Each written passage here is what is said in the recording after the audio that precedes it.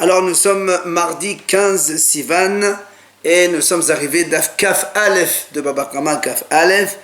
Il nous restait hier quand même les 15 dernières lignes de Kaf Amoud Bet. 15 dernières lignes, nous étions dans la question si un homme il va squatter la maison de son prochain et que son prochain lui de toute façon il n'avait pas l'habitude de louer cette maison. Donc l'autre il n'a rien perdu et lui quand même il en a profité. Alors est-ce qu'il doit payer ou non le salaire, le loyer? On n'avait pas de réponse hier, on a donc essayé, on n'a pas trouvé. Itmar, donc les 15 dernières lignes. Itmar, Rav Kahana, Amar Rabbi Yohanan, Eno Sarich Le'alot Lo Sachar. Donc Rav Kahana, il dit, au nom de Rabbi Yohanan, il ne doit pas payer de loyer.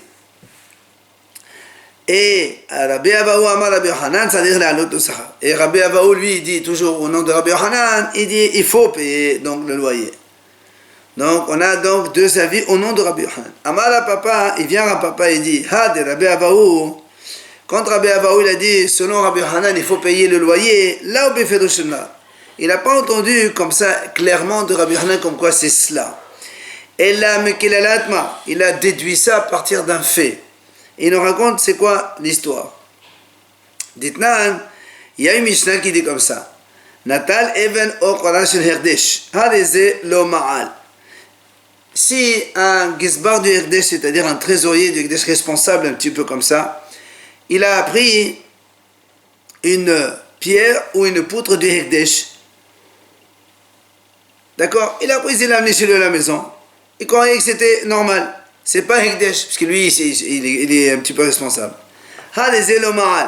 Bien sûr, il n'y a pas encore Hayab Me'ila, puisque de toute façon, il n'a pas encore sorti du Hekdesh. Il y avait une poutre, elle était là, il l'a mise ici, ou il l'a amené chez lui, ça n'a pas d'importance. Comme lui, il gère tous les biens de Hekdesh, là où il se trouve, ils sont sous sa responsabilité. Donc il n'y a pas de transfert vers le hall, il n'y a aucun souci. Mais il en a profité, Pour l'instant, non, pas encore. Pour l'instant, il n'y a rien. Netanel Havero, si maintenant il a donné à son prochain, il a donné à quelqu'un d'autre, il croyait que c'était hall, mais elle était Hekdesh. Alors, Hu Ma'al, bien sûr, le responsable de Hekdesh, c'est lui qui a fait le transfert vers le hall. Il a Hayamaïla. Son ami, lui, il n'a rien profité. Il n'a pas péché, parce qu'il n'est pas au courant, c'est le premier qui a péché. Maintenant, Bena'al et Torbeto. Si maintenant ce Gizbar, il a mis cette poutre ou cette pierre, il a construit dans sa maison, alors là, alors là, il n'est hayab me'ila que quand il aura véritablement profité de ça pour la somme d'une prouta. Alors, qu'est-ce que ça veut dire profiter de ça? C'est normal quand quelqu'un il habite, il profite. Il dit non, parce que si elle est incluse dans une maison entière, tu profites pas que ça. C'est pour ça, imaginons qu'il y avait un trou dans son plafond, et il a posé comme ça dessus. Donc, du coup, évidemment, il y a un intérêt important. Il s'est mis donc dessous, il s'est abrité sous cette poutre ou cette pierre, qui, bien sûr, sert à beaucoup de choses. Et c'est pour ça qu'on a dit, il est Hayav Me'ila. Ça, c'est donc la Mishnah. Maintenant, à partir de cette histoire, Rabbi Abahu, il est venu, il a dit à partir de cette histoire-là, de cette Mishnah, au nom de Shmuel, qu'est-ce qu'il a dit? Zot Omeret, de là on apprend, de cette histoire-là on apprend, de cette Mishnah, Hadad Bahasan Havero Shelomedato Zader Le'alot Lo Sachar. Celui qui habite dans la maison de son prochain, sans l'intention sans que l'autre ne soit au courant, eh bien il faut qu'il paye le loyer. Pourquoi il a déduit ça? Tout simplement ici, le monsieur, il a pris une pierre du Hekdesh ou une peau du Hekdesh, il s'est abrité en dessous, donc il a, on va dire comme ça, il a habité entre parenthèses dans une maison de Hekdesh, sans que le Hekdesh le sache, puisque c'est involontaire. Et pourtant on a dit, il faut qu'il paye le prix de la chose, Hayab Me'ila, tout ça. Donc c'est un petit peu la même chose que chez nous. Quelqu'un il va habiter dans une maison qui n'est pas à lui, sans que l'autre ne le sache. Et donc, comme ici on a dit, les Hayab, il faut qu'il paye. Là aussi, il a dit, Rabbi Abahu, à travers de cela, de cette Mishnah, il a dit comme ça devant Rabbi Yohanan, il doit payer. On prend l'exemple du Et donc, le Hekdesh c'est plus kadosh que ça, on ne peut pas. Ça n'a pas d'importance. Le fait que, donc, de profiter de quelqu'un sans qu'il le sache. Alors, l'Agma dit, comme Rabbi Abahu, il a dit ça devant Rabbi Yohanan, et Rabbi Yohanan n'a rien dit. Alors, du coup, il a compris Rabbi Abahu que Rabbi Hanan était d'accord avec lui. Donc, il faut payer un loyer, comme chez nous. C'est pour ça qu'il a dit ça. Seulement l'agma a dit, et au sabbat, metzadik modèle. Lui, Rabbi Abaou, il a pensé que puisque Rabbi Hanan, il n'a rien dit, machma qu'il est d'accord avec lui. Mais l'agma a dit en vérité, Velahi, c'est pas ça du tout. Pourquoi? Ashgohel, Ashgahbe. C'est pas que Rabbi Hanan, quand il s'est tué, il était d'accord. Au contraire, il n'était pas du tout d'accord avec lui. Il trouvait que la remarque n'était pas du tout correcte. C'est pour ça qu'il n'a même pas fait attention. Et pourquoi la remarque n'est pas correcte? Pourquoi est-ce qu'il a dit Rabbi Abaou, c'est pas bon?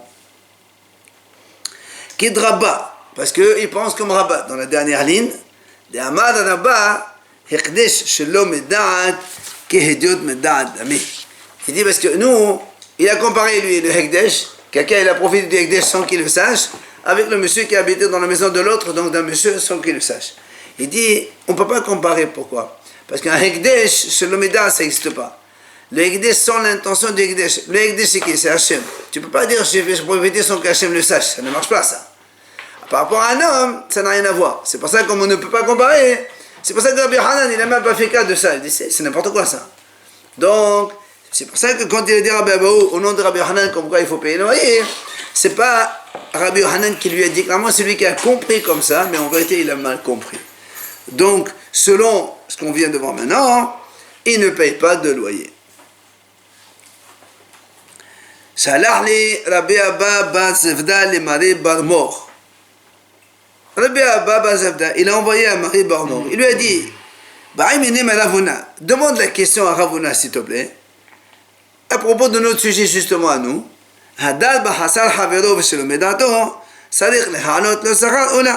Celui donc qui habite dans la maison de l'autre sans qu'il le sache, et donc on est dans notre sujet à nous, c'est-à-dire dans la mesure où il habite, il profite, mais l'autre ne perd rien. C'est notre question. Est-ce qu'il faut qu'il paye un loyer ou pas? Le problème, la Gemara dit, Adhachi, nar nafshi de Ravuna. Ravuna, il est niftar. Donc, il n'a pas eu le temps d'aller lui poser la question. Amale Rabba Bar Ravuna. Vient Rabba, le fils de Ravuna, donc, le fils de ce maître. Il lui répond, il lui dit, tu sais, Hachi Amar Rabba Amari. C'est comme ça qu'il a dit, mon père. Mais chez de Rav, au nom de Rav, il a dit, Eno Sadiq Lehalot Lo Sachar. Il ne doit pas payer un loyer. Il a dit non, la réponse c'est qu'il ne paye pas. Et il rajoute, il dit, mon père, il a dit un autre enseignement. C'est quoi? Si quelqu'un, il loue une maison chez Réhouven, oui, il doit payer le loyer à Shimon. Alors on m'a dit, qu'est-ce que tu racontes? Shimon m'a dit, je loue une maison à Réhouven, je paye le loyer à Shimon. Qu'est-ce que ça veut dire ça? Il dit non. Voilà ce qu'il voulait dire. Il dit comme ça, quelqu'un il a loué une maison à Réhouven. Alors il dit voilà, 1000 euros le loyer par mois. À la fin du mois, il se trouve que la maison, c'est pas celle de Réhouven, c'est celle de Shimon. Alors il paye le loyer à Shimon, pas à Réhouven. Sans preuve, sans rien. Non, si on a des preuves, évidemment. Pardon? Qu'est-ce qu'il nous a? C'est Réhouven qui t'a... fait le contrat. Tu es content avec Réhouven, tu payes Réhouven, non? Après, c'est Shimon, il se débrouille avec Réhouven. On te dit non, tu payes à Shimon. C'est-à-dire que si tu souhaites, tu dois payer. Exactement. Là, qu'est-ce qu'on voit? Tu vas dans une maison de Shimon, entre parenthèses, sans qu'il le sache, parce qu'il ne sait pas lui, Shimon. Il y a Réhouven. Et donc qu'est-ce qu'il faut? Il faut payer. C'est pour ça que l'agma a dit, qu'est-ce que ça veut dire ça? D'un côté, le Rabba, il dit, mon père a dit, d'accord? Il ne faut pas payer le loyer quand on va dans une maison de quelqu'un sans qu'il le sache. Et après, il te donne un enseignement juste le contraire. Là, il a dit il faut qu'on paye le loyer. C'est pour ça qu'il dit terté, tu dis deux choses contradictoires, ça ne convient pas. Alors, l'Agmacha répond. Il lui dit c'est vrai. Il lui dit quand est-ce qu'on a dit effectivement qu'il doit payer le salaire à Shimon, le loyer des Qaim al-Aghra? Parce qu'en vérité, cette maison, elle était faite pour être louée. Et quand il est venu, ce monsieur habiter dedans, et donc, il lui a causé un manque, une perte. C'est pour ça qu'il paye. D'accord? Mais dans le cas où, chez nous, qu'on a posé la question que la maison n'était pas à louer, que le monsieur il est venu, il a habité, donc l'autre, le propriétaire, n'a rien perdu, mais lui, il a quand même profité, ça, dans ces cas-là, il ne paye pas de loyer. D'accord? Il fait la différence entre les deux. Le fait qu'il va quand même dans la maison de l'autre, quand même. Imagine, tu as une maison quelque part. Elle est inhabitée. Et toi, tu n'as jamais loué, tu ne veux pas prendre de l'argent sur cette maison. C'est ta maison. C'est chez moi, le gars est chez moi. Non. Je suis d'accord, c'est chez toi. Personne n'a dit que c'est pas chez toi. Quelqu'un, il va une semaine, il habite là-bas, il s'en va. Ça te dérange, toi? Peut-être, mais toi, tu n'as rien. Ça donne la porte ouverte aux gens qui vont venir chercher. Laisse tomber maintenant. Nous, on pose la question. Imaginons quelqu'un de gentil, propre.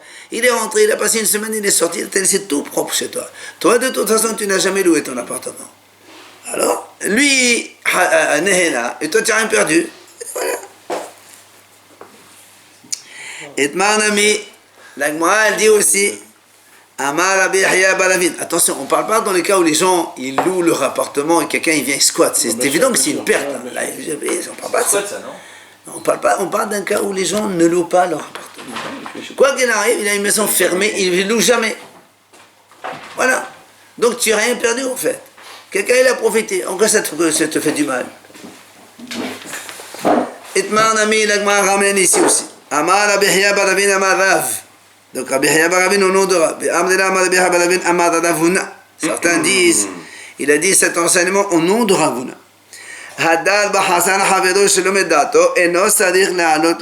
Celui qui donc habite dans la maison de son prochain, sans qu'il le sache, il ne veut pas payer de loyer.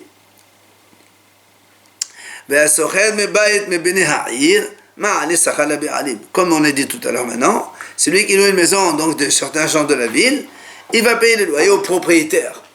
Alors on m'a dit, qu'est-ce qu'ils font ici les propriétaires? Il dit non. C'est ce qu'on a dit tout à l'heure. Il a loué une maison par exemple de la mairie. Après il se trouve que la maison elle appartient à M. X. Tu peux louer à M. X, tu vas payer la mairie. C'est comme on a dit nous.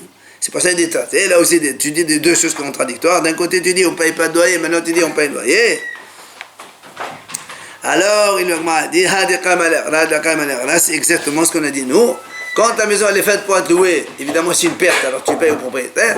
Quand la maison n'est pas faite pour être louée, alors tu ne payes pas de loyer. Amar Rav Sehoda Amar Ravuna. Amar Rav.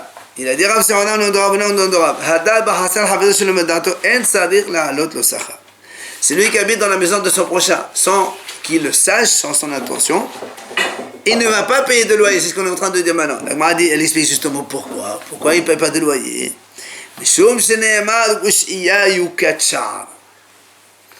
Il dit, le pasteur il dit comme ça. Il dit, Rachid, il y a un démon qui s'appelle Shi'ya. Ce démon-là, il va dans des maisons inhabitées. Donc ce monsieur, quand il est parti habiter dans ta maison, en fait, il t'a rendu service. Et oui, il a empêché le démon de rentrer dans chez toi et de faire des histoires là-bas. Il ne faut pas le payer.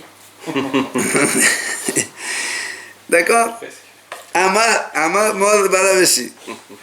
Mor Baravashi, il dit, Hazile Umnagiah Ketora. Il dit, moi je l'ai vu ce démon, il encorne comme un taureau.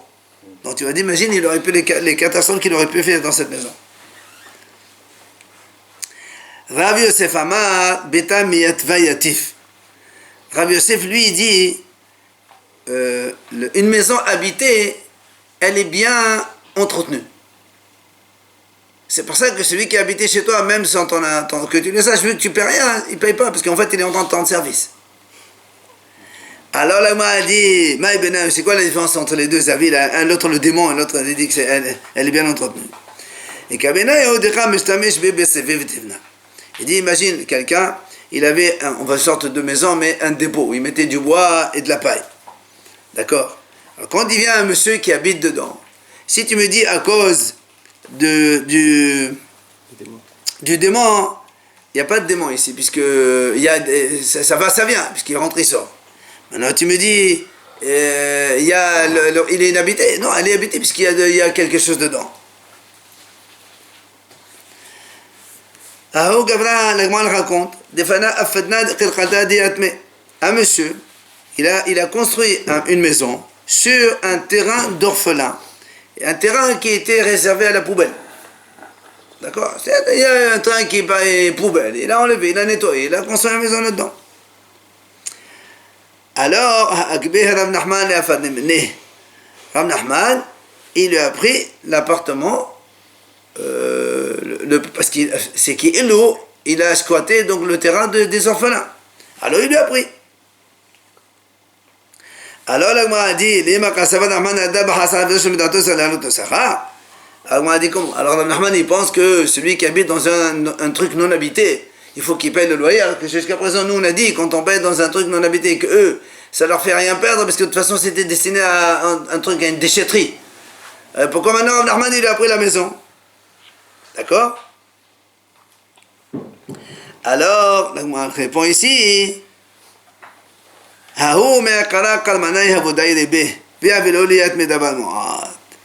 il dit, en vérité là-bas, il y avait là-bas des habitants comme ça, et ils habitaient déjà là-bas dans cette déchetterie, mais ils payaient une somme misérable, d'accord? Lui, il est venu construire quelque chose de beau, alors, c'est pour ça que Rav Nachman dit, monsieur, tu as quand même fait perdre un peu d'argent à ces orphelins.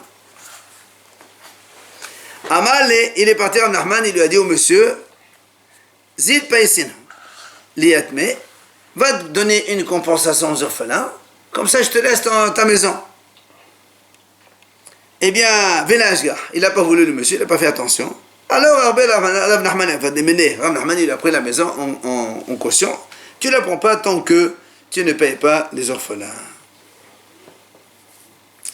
Maintenant, on passe donc à l'autre sujet de notre Mishnah Kessad. Rappelez-vous, on a dit qu'il y a une différence lorsque l'animal il profite soit dans la place du marché, soit sur les côtés de la place. Quand c'est dans la place, il paye seulement ce qu'il a profité dans le sens en valeur de paille, alors que c'est sur les côtés de la place, il paye exactement ce qu'il a endommagé, ce qu'il a mangé. Ou bien on a dit, mais Peter Hanout, s'il mange à l'entrée du magasin, devant l'étalage, il paye que ce qu'il a profité. Mais s'il rentre dans le magasin et mange des choses dans le magasin, là il paye ce qu'il a endommagé véritablement. Amar Rav, la Gemara dit comme ça, à propos, quand on a dit, l'animal, elle était dans la place publique, et elle a mangé dans le... Mais Tsadder al-Hava, c'est-à-dire sur les côtés de la place, pas dans le milieu de la place, sur les côtés. Amar Rav, ou Mahazer. Rav, il a dit, là on parle dans le cas où elle a tourné la tête, c'est-à-dire elle marchait dans la place, et comme il y avait à côté donc les étalages des gens qui vendaient, elle a mahazert, elle a tourné la tête, elle a mangé. C'est là où on dit qu'elle est hayevet, elle doit payer. Entier. Il y a une mahlok de toute façon, entier ou pas entier, mais en tout cas c'est dans ce cas-là qu'on parle qu'elle a, parce que de toute façon, nous on a dit dans la Mishnah, c'est der hava, il paye. C'est tout ce qu'elle a endommagé. Si c'est dans la place, elle paye ce qu'elle a profité. Mais dans le Tzeder Hava, c'est tout ce qu'elle a endommagé. Donc il paye tout. D'accord, mais là, son corps était dans la place et sa tête. Exactement. C'est ce qu'il dit. Mahazet, elle tourne la tête et elle mange. Elle est dans la place, mais elle tourne la tête et elle mange à côté. Mais Shmuel Amar a fait le Mahazet, non, mais pas tout. Shmuel dit non, monsieur, même si elle tourne la tête, elle mange, ça s'appelle pas tout. Pourquoi? Pour lui, c'est Reshut Harabim. Et donc, là-dedans, quand elle mange dans Reshut Harabim, elle ne paye pas. Alors la Gemara a dit, alors comment Shmuel il explique notre Mishnah qu'elle a dit Hayav? Puisque la Mishnah elle a dit, quand c'est sur les côtés de la place, il paye. Alors on répond, il dit, c'est quand elle a quitté elle-même la place publique, elle est partie dans le côté de la place publique, sur les coins, et là-bas elle a mangé, c'est là où il est Hayav de payer ce qu'elle a mangé. Ça, c'est Mahlok d'entre Rav et Shmuel. Maintenant, la Gemara dit, il y a une autre version de la Gemara où cette Mahlok entre Rav et Shmuel, on l'a mis de côté, c'est-à-dire, c'est un enseignement à part, en dehors de notre Mishnah.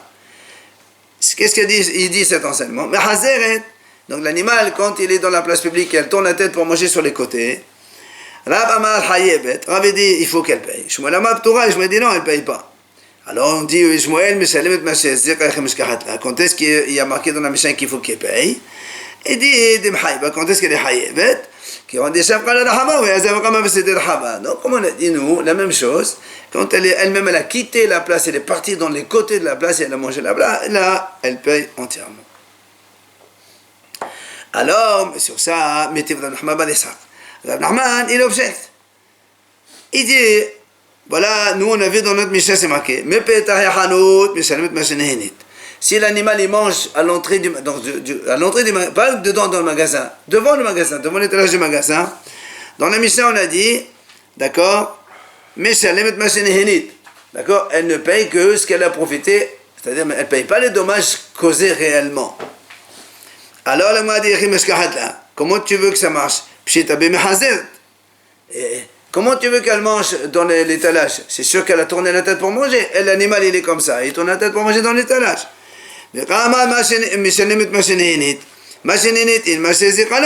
Donc tu vois bien qu'elle ne paye pas les dommages causés. Alors comment toi, Rav, tu as dit, c'est quand elle tourne la tête qu'elle paye complètement? Alors le mari répond, lui-même il pose la question et il répond.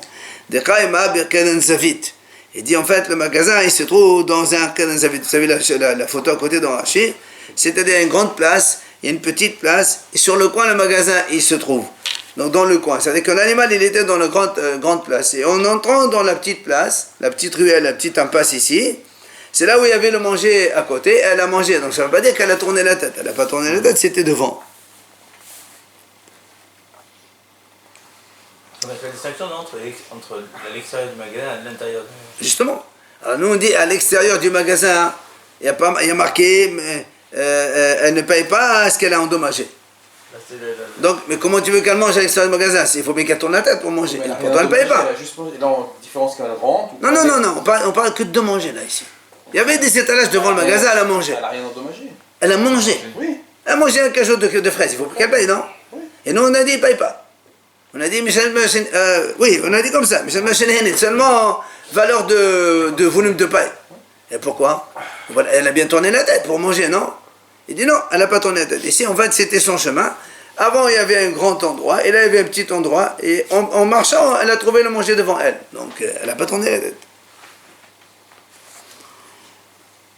Et il y a une autre version qui dit comme ça. Mahazeret, quand elle tourne la tête, tout le monde est d'accord que l'animal, quand il tourne la tête et qu'il mange, il est hayav, ça c'est sûr. Alors c'est quoi la mahalak dans Torah avec Shmuel? Qui plairait, c'est quand un monsieur, imaginons il a un magasin, qu'est-ce qu'il fait lui? Il recule la superficie de son magasin, il fait l'étalage dans la superficie de son magasin. D'accord? Imagine que la Gemara c'est le magasin. Lui, normalement, tout ça c'est le magasin, et l'étalage il le fait dehors.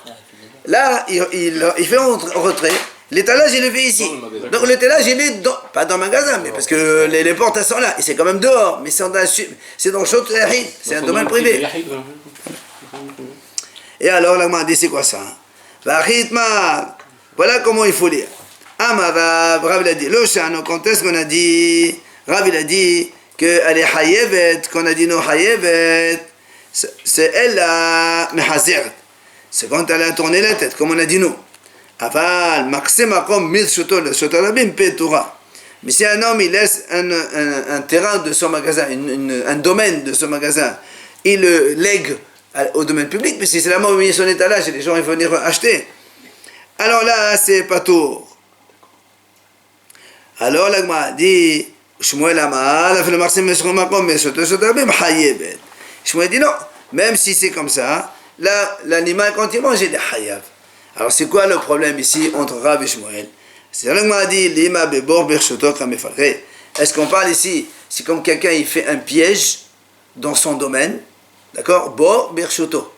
C'est comme ici, tu mets un piège, tu me mets des fruits dans un domaine qui est à toi, d'accord? Mais après les gens ils passent, tout le monde passe dans cet endroit-là. Et nous on sait que la Gemara, on verra plus loin dans le Pérec là-bas, plus loin dans la Gemara, quand quelqu'un il fait un trou dans son chute lui-même, et son chute, son domaine, il le laisse à la disposition du public, comme ici.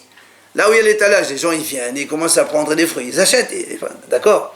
D'un autre côté, les fruits, il ne les a pas abandonnés, c'est à lui, c'est son argent. Ce qu'on appelle Hefkir des Choto, il a abandonné son domaine, Velo Hefkir Boro, mais l'obstacle qu'il a mis, il n'a pas abandonné. Ici, d'habitude, l'obstacle c'est un trou, les gens ils tombent. Là, l'obstacle c'est les fruits, parce que si les animaux ils mangent, tu vas les faire payer. D'accord? Et donc, Rav de Amar Patour, Rav, pourquoi elle a dit Patour? Parce que grâce à Vabod Beshoto, Hayab. Si quelqu'un il fait un trou dans son domaine, d'accord? Il est Hayab. Ça veut dire que si quelqu'un, imaginons, moi je fais un trou dans mon domaine, mais mon domaine, je le laisse au public. J'ai un terrain, ok? Je fais un trou dedans. Je dis aux gens, messieurs, voilà, le terrain il est à vous libre, faites ce que vous voulez, venez, rentrez, ce que vous voulez. Si quelqu'un il tombe, je suis obligé de payer. Pourquoi? Pourtant, mon bord, j'ai dit, c'est à moi, je n'ai pas abandonné mon trou. On m'a dit, il est hayab quand même. Donc ici, Khamim disent comme ça, quand un homme il fait un piège, un obstacle pour les gens, même s'il est hayab, si maintenant quelqu'un, là aussi on verra plus loin, imagine que quelqu'un, il a de la poubelle, beaucoup de poubelles, il les met dehors. Pour lui, les poubelles, c'est pas à lui, d'accord? Ou même si c'est à lui, imaginons il a du fumier, voilà, il a du fumier, il les met dehors en attendant qu'il va l'installer dans son terrain. Quelqu'un il passe, il glisse dans son fumier, ben, il est obligé de payer. Et d'un autre côté, le Coran dit, si quelqu'un il veut prendre le fumier, il peut le prendre, parce que tu l'as mis dans le sotar bien. Pas tout, c'est pas ça il dit. Rav il dit, bon bersoto, haya. Du coup, l'animal quand il mange, il est pas tout, parce que tu as mis un piège, que normalement celui qui en profite de ce piège, il a le droit de profiter. Hein? La parade. Tu mets de l'air, si tu trouves un truc à manger, elle mange. Mais si tu mets toi un piège devant et tu mets de la nourriture devant, tu ne peux pas ne pas manger. Donc ça c'est Rav. Maintenant, Shmuel dit Amar Hayab, Shmuel dit Hayab, donc c'est un animal qui a mangé, il dit Hayab, pourquoi? Ça va de pas tout. Shmuel pense que non. C'est quelqu'un il fait un bord dans son domaine, dans mon domaine, eh ben je ne suis pas responsable.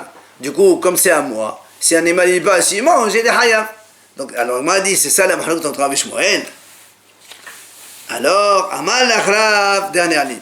Les Olamim Malach, je peux te dire toujours, Be'alma, Bod Beshoto Patour. Tout le monde est d'accord que Bod Beshoto Patour, parce que la Torah, quand elle a dit bord, c'est seulement dans le Shotarabim, c'est là où on paye les dommages. Quelqu'un, il fait un bord dans son domaine à lui, il est Patour. Alors, comment tu expliques ici? Donc, la mahlok est entre Rav et Shmuel. Pourquoi Shmuel, Rav il a dit Patour, Shmuel dit Hayab. Ici, c'est différent. Pourquoi? De Amar, il lui dit, le propriétaire de l'animal, il lui dit, monsieur, il dit, tu fais pas ce que tu veux. Tu me mets tes fruits devant, après tu me dis, c'est toi qui paies. T'as qu'à ne pas le mettre devant. C'est pour ça, Rav, il a dit que c'est pas tout. Maintenant, Ishmael, il a dit Hayab, pourquoi? Ishmael Amar, Be'alma, Bo Beshoto, Hayab. Ishmael il dit non, monsieur. En vérité, Bo Beshoto et Hayab. Pourquoi? Comme on a dit, quelqu'un il fait un bord dans son terrain, il fait un trou, un piège n'importe lequel, et toi tu es après m'offrir ton terrain, mais ton bord tu le gardes pour toi. Si quelqu'un est tombé, tu es Hayab. Alors il dit, Debislama, Bo, et Kalemama Lavadate. Dans le trou, on peut te dire, le taureau il n'a pas vu, il est tombé, c'est pas ça tu payes. Et la pérote, mais Kalema Lavadate. Mais tu vas pas me dire, un taureau, même tu me dis comme ça, toi tu as fait un trou dans ton domaine, ok?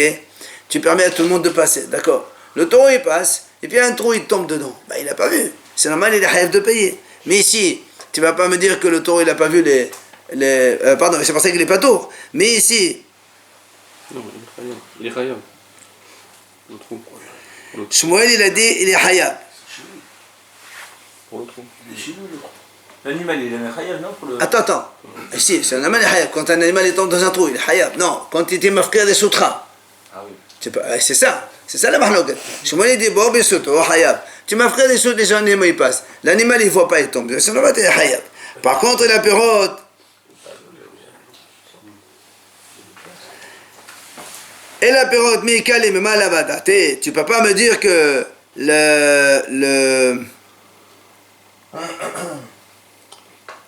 tu peux pas me dire que l'animal il n'a pas vu les fruits. Bien sûr qu'il a vu. C'est pour ça qu'il est Hayab ici.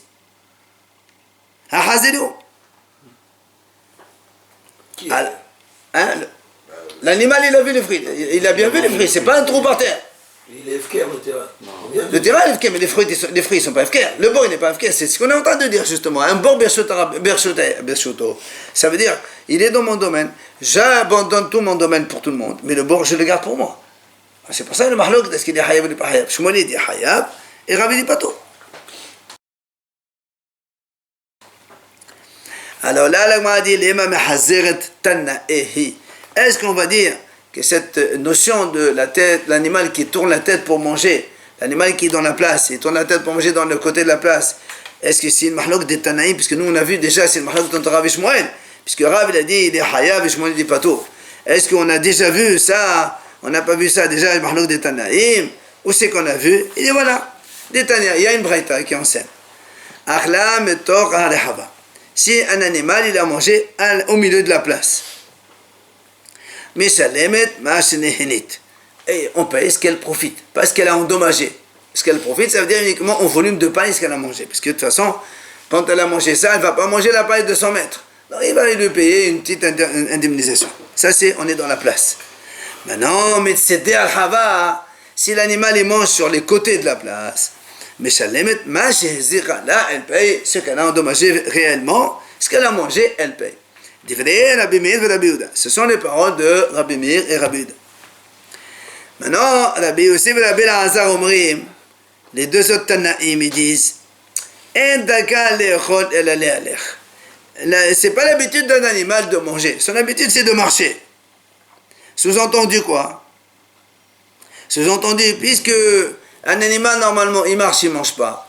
S'il a mangé, c'est que c'est un peu bizarre. C'est un peu, on va dire, différent. C'est comme la corne. Un taureau, il marche et d'un coup, il donne un coup de corne. Ça, c'est la vie de Rabbi Yossi. Et donc, il faut qu'il paye la moitié des dommages. Puisque c'est comme keren. D'accord? C'est chenouille. Pour lui, c'est un chenouille. L'animal, d'habitude, il marche, il ne mange pas. Il a mangé, alors c'est différent, il paye. C'est pour ça que la Gemara a dit, attendez, qu'est-ce que... Rabbi Yossi, alors c'est la même chose, tous les deux. Ils disent, il faut qu'il paye. Puisque Rabbi Meir, lui-même, il a dit, quand c'est dans la Seder al-Hava, il paye. Parce qu'elle a endommagé. Rabbi Yossi dit aussi il paye parce que c'est comme un keren. Alors c'est quoi la différence entre les deux? N'est-ce pas? N'est-ce pas qu'on parle ici toute la mahlok entre les deux couples de Tanaïm? C'est mehazeret. C'est quoi? Elle tourne la tête. Comment? Tanakama, c'est-à-dire Rabbi Meir et Rabbi Yehuda, qui ont dit lorsque elle mange sur les côtés et il paye, ça va mehazet nami meshalem mashenehenet. Ça veut dire quand elle tourne la tête aussi, elle paye ce qu'elle a profité. Parce que nous on a vu, eux ils ont dit, mais Tzedel Haba, Rabbi Meir, Rabbi Yehuda, quand elle mange sur les côtés de la place, elle paye entier. Sur la place, elle paye mashenehenet, ce qu'elle a profité, c'est-à-dire en volume de paille. Maintenant, si elle marche dans la place et elle mange sur les côtés, puisque eux ils ont dit sur les côtés elle paye ma shemehezira, ce qu'elle a endommagé, machma que si elle tourne la tête, elle paye aussi ma shenehenit, ce qu'elle a profité. Comme si elle était dans la place publique. Ça c'est Rabbi Meir et Rabbi Yehuda. Maintenant Rabbi aussi ça va, mais shalemet ma shehezira. Rabbi ici dit non, quand elle tourne la tête, elle paye ce qu'elle a endommagé. Donc tu vois bien ici, c'est mehazeret mahlok de Tanaïm. Selon Rabbi Meir, Rabbi aussi, Rabbi Yehuda, si elle tourne la tête pour manger, elle était dans la place, elle tourne la tête dans le côté de la place, elle ne paye que ce qu'elle a profité, c'est-à-dire l'indemnisation minime. Donc on dit qu'elle était un peu mieux. Voilà. Et le Rabbi aussi, Rabbi Elazar, ils disent non, elle paye entièrement ce qu'elle a payé, donc si c'est des fraises, elle paye le prix des fraises. Et donc c'est une mahlok de Tanaïm, alors qu'est-ce qu'ils font Rabbi Shmuel? C'est pour ça que la Gemara dit là, de Chol Alma mehazeret, on a dit non. En vérité, mehazeret, soit c'est comme Rav qui a dit hayab, soit comme Shmuel qui a dit patour. Alors c'est quoi ici la mahlok entre les quatre Tanaïm? Ici, Hachamim ils discutent de ce pasouk. Dans la Torah, quand la Torah elle parle de chêne, elle marque uve'ed bisde aher. L'animal il va manger dans le champ du prochain, dans le champ de l'autre. Alors, comment on explique? Il dit comme ça. Moi, ça va ouvrir bisde aher velo beshotarabé. Donc le premier Tana, d'accord? Il dit, la Torah qui a dit là-dedans, elle paie entièrement, c'est quand elle mange dans un domaine privé de l'autre. Or ici, c'est Reshut Harabim, donc elle ne paye pas. La place, c'est Reshut Harabim. Homo savar, l'autre il dit non, quand la Torah c'est-à-dire qu'elle mange dans le champ de l'autre, c'est pour exclure le champ de l'endommageur. C'est-à-dire, imagine, moi je fais entrer des fruits chez quelqu'un, et puis le taureau de ce monsieur il les mange. Alors là tu payes, bien sûr il ne paye pas. Parce que la Torah dit, pas donc chez le monsieur lui-même. Donc c'est pour ça ici que même si l'animal il a mangé sur les côtés, il doit payer. Pourquoi? Lima pera besuté maïbaï. Comme on a dit, besuté mazir, lima pera besuté maïbaï. Il dit, quand on a dit, la Torah qui a dit, c'était quand est-ce qu'il paye? Seulement quand il va manger chez l'autre. Mais si je fais rentrer mes fruits chez quelqu'un, on a dit c'est l'endommageur, et le taureau d'endommageur il les mange, nous on a dit c'est pas tout. L'agma a dit mais c'est évident. C'est évident. Quelqu'un il me fait rentrer chez moi des fruits, après mon taureau il les mange, qu'est-ce que tu veux que je paye? Moi je dis mais qu'est-ce que tu veux ici avec ces fruits ici? Ça n'a rien à voir ici. Alors, l'agma a dit, en vérité la mahloket entre les Tanaïm ici, c'est quoi? C'est l'histoire de Ilfa et Rabbi Ushaya. On a vu avant. Hier on a vu justement quand un animal il mange sur le dos d'un autre animal, vous vous rappelez? On a dit là-bas, selon Ilfa, voilà, elle a mangé sur le dos de l'autre, il doit payer. Pourquoi? Parce que lui il considère que le dos de l'autre animal c'est comme un domaine privé. Et Rabbi Ushaya lui il a dit voilà, quand elle a marché, elle a mangé, c'est pas tout parce que ça, c'est de façon habituelle. Mais si elle saute et elle mange, elle est haïvet. C'est donc la différence entre les Tanaïm ici. Matiti nouvelle Mishnah. La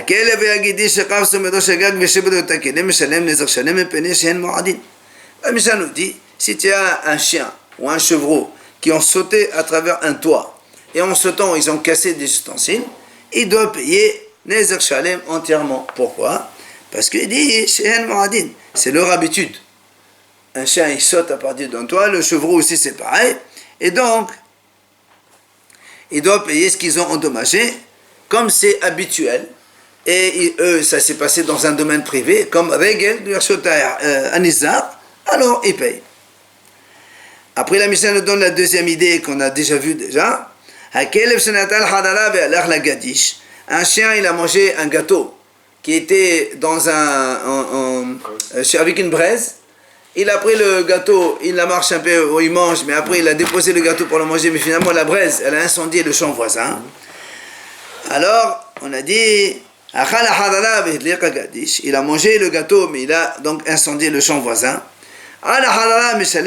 Sur le gâteau, tu vas payer dommage entier puisque elle a mangé. Maintenant, à la Gadish, sur l'incendie donc, du champ voisin, il ne paiera que la moitié. On verra dans la Gemara toute cette discussion. Juste avant, sur la première idée, on a dit le chien et le chevreau qui ont sauté à travers du toit et ils ont endommagé, ils payent Nezer Shalem entièrement. Alors la Gemara dit Tama de Kafsu.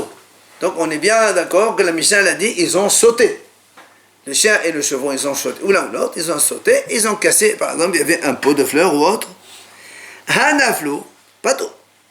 Mais ça veut dire, moi je déduis, qu'ici maintenant, le chien, il n'a pas sauté, il est tombé, il a glissé, il est tombé. Il n'a pas fait exprès. Hein? Justement. Alors nous, on déduit qu'ici, il est tombé, le chien. En tombant, il a cassé une cruche parce qu'il a fait le chevreau. Donc c'est pas tout, puisque la Mishnah dit, quand ils ont sauté, donc c'est sciemment, c'est volontaire de la part du chien et de l'animal, ils ont sauté, ils ont cassé, ils payent. Donc je déduis que s'ils sont tombés les pauvres tout seuls, c'est pas tout. Alors on m'a dit, donc Alma, à partir de là, je déduis un principe. Kasavar, tehilato befshira, mais ce faut béones, pas tout. C'est-à-dire, tehilato befshira. Quand tu poses un chien ou un chevreau dans un toit, tu sais très bien qu'ils sont, ces animaux, ils ont tendance à sauter. Donc tu as commis une négligence en mettant tes animaux sur le toit. Ça c'est un début de négligence. Mais après, dans la suite, il n'y a pas eu un cas de dommage intentionnel, puisqu'on a dit ils sont tombés. Donc il y a ce qu'on appelle un cas de force majeure. Ça c'est une idée qu'on verra dans Baba Msira développer. Au début, le début c'est négligence, mais ça se termine par un cas de force majeure. D'après ce qu'on voit ici, pas tout. D'accord? Il y a une négligence. Hein? De sauter, pas de tomber. Donc c'est pas un cas de force majeure. Ah si, tomber c'est force majeure. Puisqu'ils sont tombés, ils ont pas sauté. C'est pas ça qu'on a dit. La Michel parle de sauter. Je marque que s'il est tombé, il n'est pas tout. Donc, début c'est négligence. La fin c'est un cas de force majeure. Donc il y a les deux associés. Alors c'est pas tout. D'après ce qu'on voit ici. Tania Nami Achid, d'ailleurs, la l'amène. Entre sauter et tomber. Ah, c'est pas pareil. Sauter, Sauter c'est volontaire. Tomber, il est tombé. c'est le chien qui est tombé. Ah ben, bien sûr, le chien est tombé. Et en tombant, il a cassé. Il est tombé du toit, il a glissé. Bon, mais il est tombé. Tania Nami Achid, la ramène une braïta pour appuyer cela. Hakelev Hagedi, le chien ou le chevreau. Ils ont sauté du toit, ils ont cassé des ustensiles. Mais Shalem, les Shalem, ils payent entièrement. Naflo, voilà la braïta le dit clairement. Mais ici ils sont tombés et en tombant ils ont cassé. Pétorine, ils sont pas tous. Tu vois la braïta, elle le dit clairement. Comment tu peux déterminer s'il est glissé ou il a tombé? Tu peux pas. On a des témoins, on a tout ce qu'il faut, on a des expertises, il y a tout ce qu'il faut, t'inquiète. Et le fait que tu l'as mis sur le toit, tu es un peu responsable aussi après. C'est ça, c'est ça le pshira. C'est ça le pshira. Je suis responsable. Mais au final, j'ai rien fait de mal. Mais tu n'es pas tout. Voilà.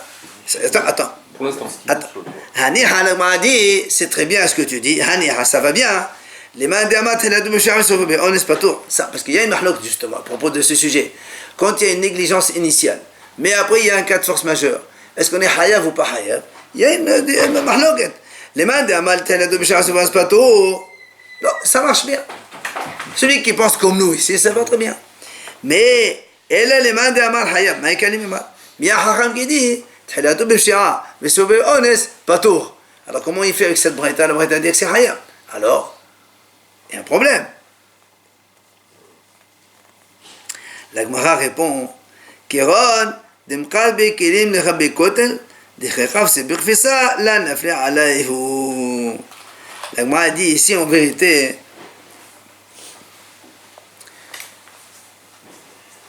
quand on saute, vous savez, quand on a un toit, comme ça, quand un animal il saute, il ne peut jamais sauter à côté du mur, c'est pas possible. On saute, c'est à distance, il y a quand même un minimum. Vous voyez? Alors il dit, en vérité, ici, les kélim que le chien a cassé, ils étaient à ras du mur. Donc ça veut dire que même si au début, j'ai laissé le chien et le chevreau sur le toit, c'est pas une négligence. Pourquoi? Parce que même s'ils ont sauté, ils n'auraient jamais cassé.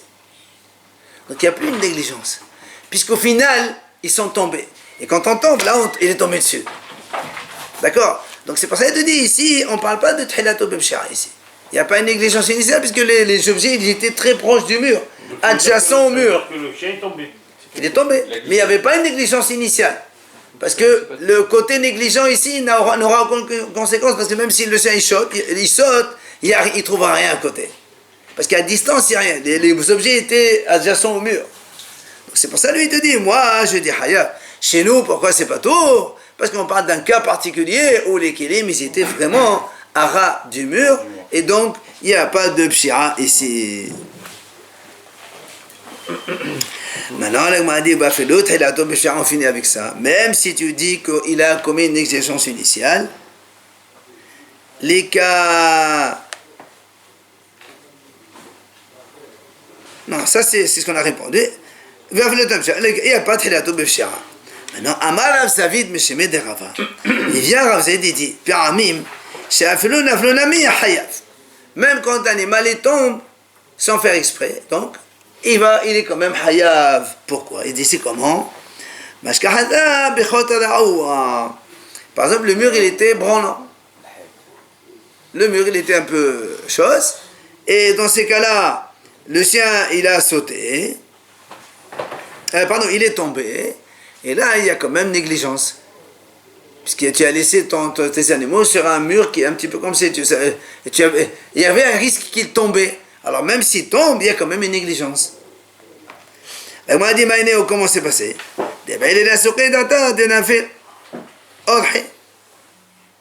Il dit, parce que comme le mur il était un peu comme ça, alors tu aurais dû quand même prévoir peut-être que le chien ou le chevreau, ils vont faire tomber une pierre ou un truc enfin du mur quoi. Et donc ça c'est pshira. Alors il m'a dit, mais sauf la nafle, alors il m'a dit, mais alors au final, même si tu dis que le mur il était cassé, et qu'il aurait pu faire tomber des pierres, mais au final, le chien il est tombé lui-même, il n'a pas fait tomber des pierres. Donc on revient au cas où,